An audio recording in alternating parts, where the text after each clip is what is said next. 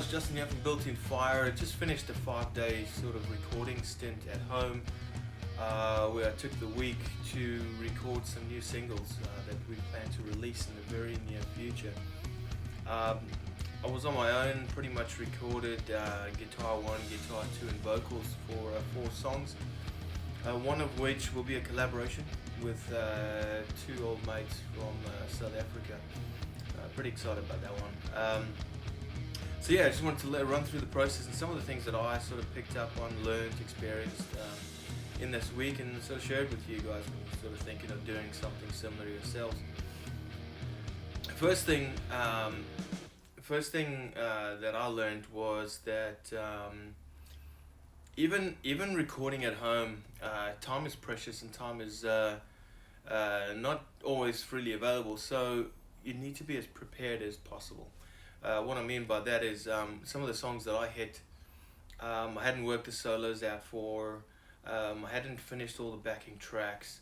The second guitar was I hadn't really figured it really out completely.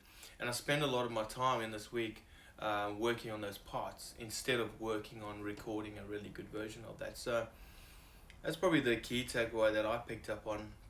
If you're in a studio, the clock is ticking and the dollars are ticking at the same time, so being prepared in the studio is even more important because that'll save you a lot of money in the long run. So yeah, that's something I picked up on.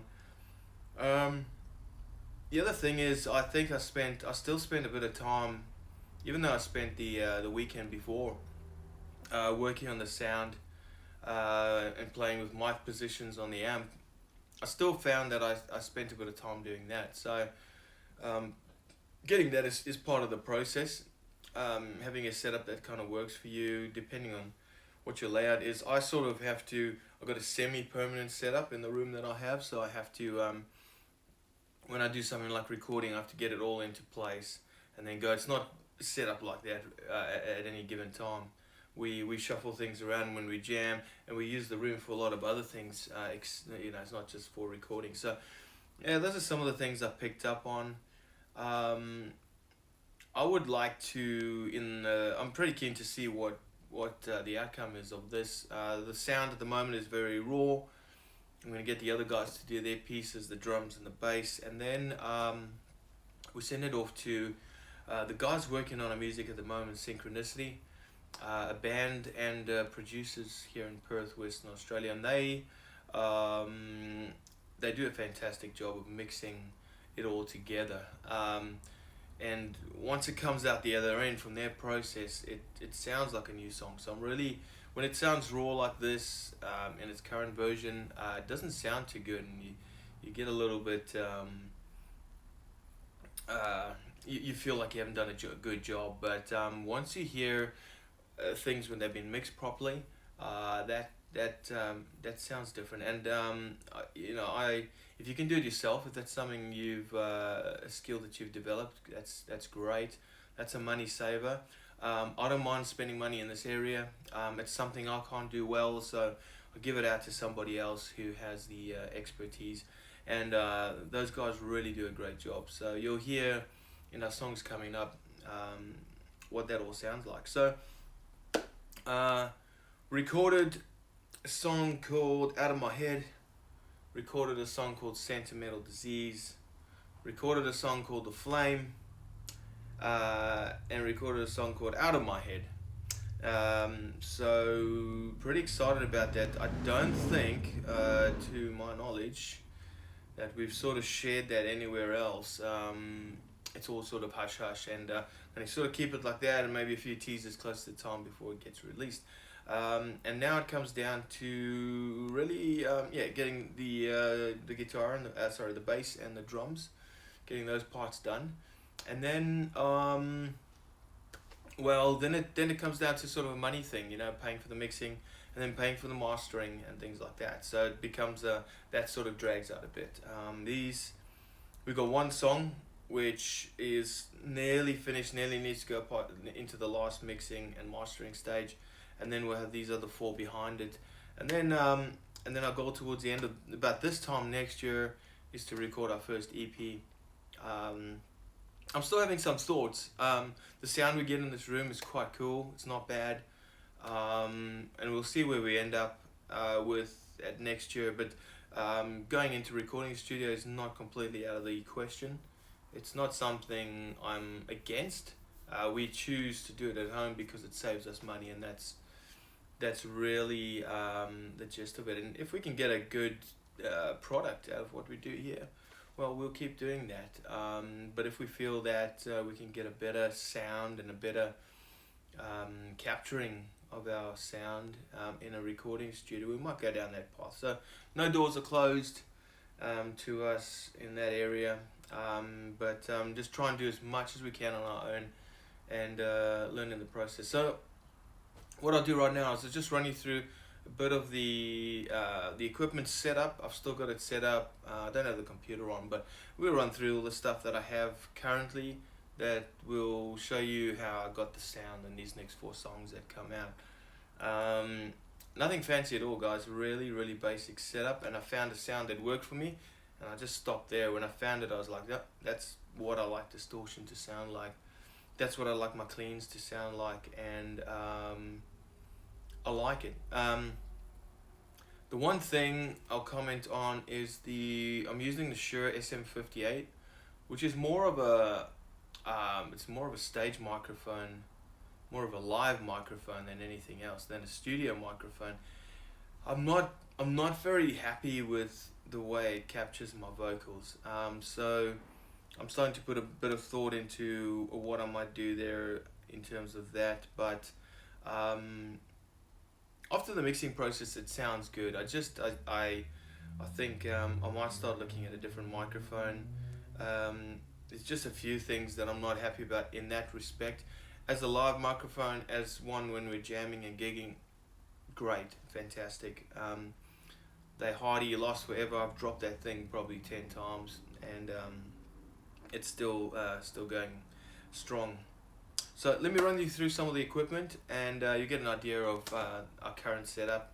Nothing fancy, but let's do this. Okay, starting off at the top, this is the guitar I used on all these recordings.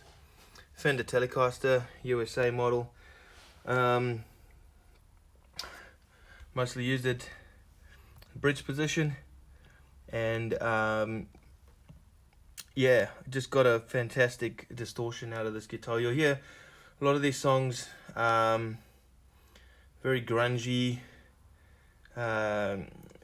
sort of 90s sound, I like to think, that I'm getting out of this. I really love it. Even the single coil pickups,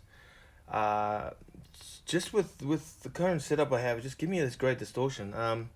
I'm of course someone who does like to experiment and try a few different things, but also in the same respect, when I find something that works, I just sort of stick with it. So I love this guitar. It's not mine. This is on loan. This actually belongs to Gary, our bass player.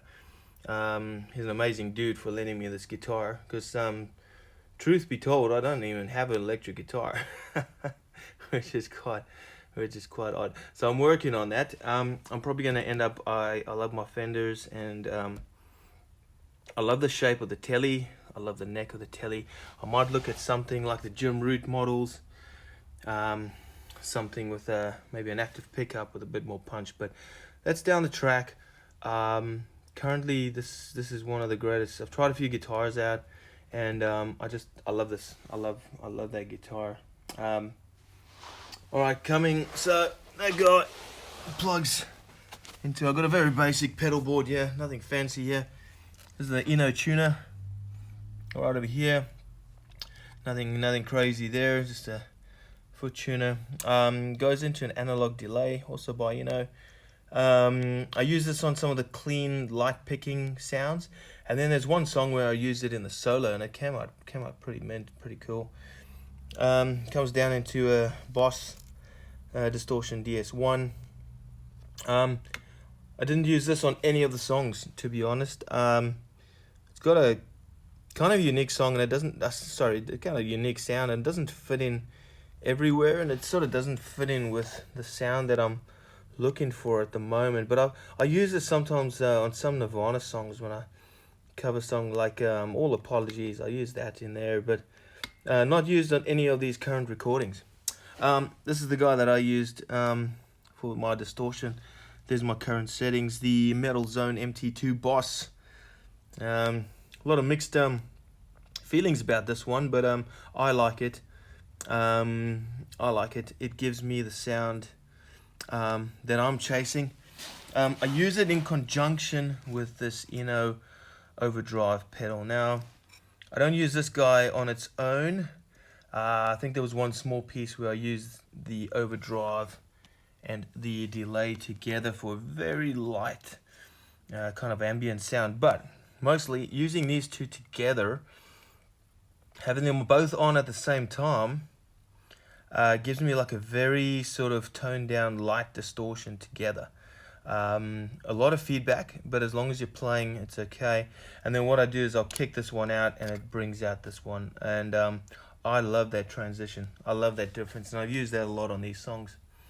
That's a pedal board, man. I mean, there's a few more pedals that I want to get, but at the moment, this is what I got. Very simple setup. Very, very simple. Alright, this is the sort of mic stand I was using. Shure SM57. This is, I think, the go-to mic for miking up instruments and cabs, and does a great job. Comes out really well. Show you here where there's a speaker cone, and that's sort of running down there. That's where I ended up placing the mic, and I'm sort of happy with that sound. Into the Marshall amp up top here, the AVT50H. It's my current settings. There. Didn't use the overdrive channel. Using the clean channel with my pedal board, and love the sound I've got there with that combination. So that was mic'd up to this guy right here, the Zoom L12 Livetrak. Now this is a interface / mixer, so it doubles up as both, and really love that. This guy costs about 1,000 Australian dollars, and yeah, got a lot of functionality, works well for a little band setup. Use it for live streaming onto Twitch and YouTube and things like that, so it's really great for us. What else I got here? I've got the Fender Passport. Now in this case we use this for our vocals when we're practicing, but at the moment using it as my monitor speakers. That's about it. And running into Windows 10, running Cakewalk, which I'm fairly new to. I've only started using it now on this project, and really enjoying it, man. So that's our setup. Nothing fancy, nothing over the top, but very happy with it. And guys, look out for our songs coming out, and you'll hear what sort of kind of sound we got out of that. So thanks for watching. Appreciate your time, man. See you next time.